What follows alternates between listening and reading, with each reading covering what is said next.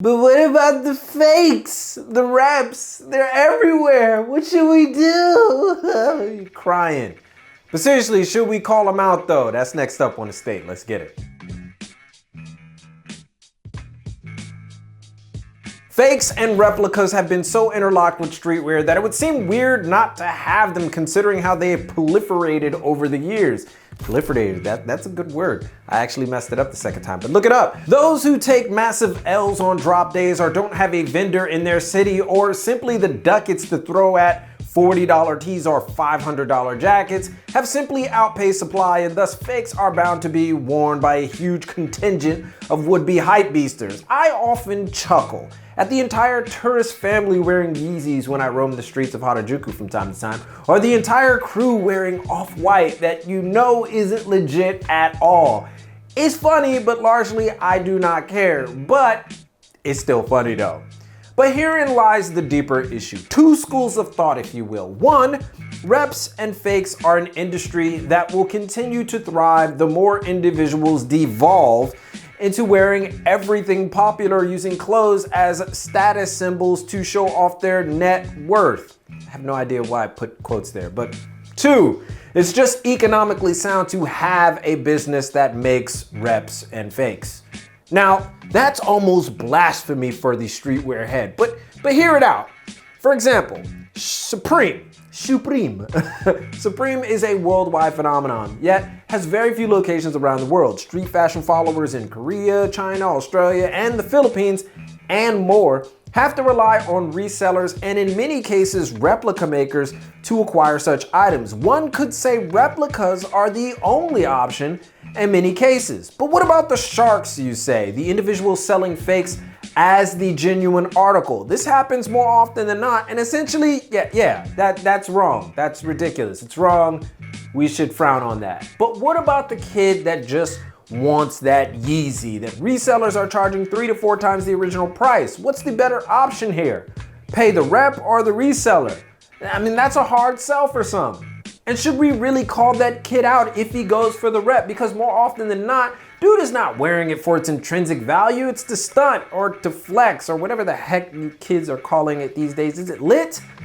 Is it lit? I'm old, man. The point is, he's just beasting at a cheaper price. Cheaper price for similar goods is actually a practical pricing concept that works. It's called economic pricing. It's like buying the bag of cereal in the bottom of the shelf at your grocery store. It's Apple Jacks, but it ain't really Apple Jacks though. But it's close enough. Now, before we get into the whole, this dude just buys fakes and wants to justify it argument, I can already hear you typing away, all right? One, I personally don't buy fakes because I refrain from buying limited hypebeastie brands.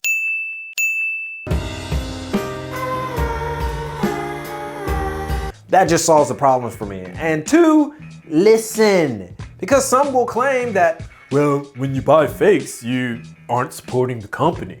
Well, that argument falls apart once you realize that the items sell out anyway and the company has already made the money back and more. The only people that truly benefit afterwards are resellers who more often than not charge an arm and a leg for that taste of good old trendiness. The only solution being that you don't buy the stuff that they're selling to you, effectively cutting off the boatloads of money you're forking over, or the companies themselves could produce more product so that supply meets demand, which will never happen because clothes aren't groceries. Nobody looks at Windex like it's limited edition, so the Windex makers can pretty much make the same thing for years. No problem, it cleans glass, everybody knows that. But clothing has a trend life, and the only way to keep demand high is to remain limited. So knowing this info, is it okay to expose individuals for engaging in the fakey fake reppy rep? Because countless people dedicate their time to becoming legit checkers or learning how to expose individuals for copping fakes. Heck, entire Instagram accounts are dedicated to the practice, often embarrassing individuals for buying or wearing fakes. Almost like it's a badge of honor, like you get your kicks out of that. That's comical. Look, nobody wants to be finessed with a fake if their intention was to buy the genuine article. That sucks, and we said that before, especially if you paid a premium to get it. But solving that problem is as easy as finding a legitimate seller and sticking with them instead of practicing impatience. How do you practice impatience? and buying the first thing that you see. Because let's face it, most people who buy fakes and reps know full well they are buying fakes and reps.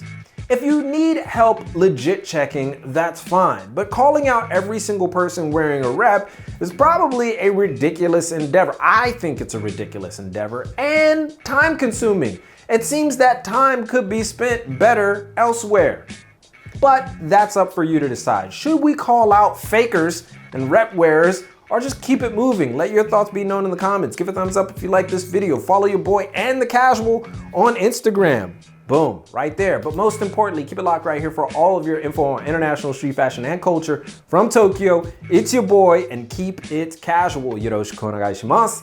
And I'll see you guys in a minute. The state is, I'm standing up again. I'm excited. I hope you're excited, because that's how we're gonna be doing it.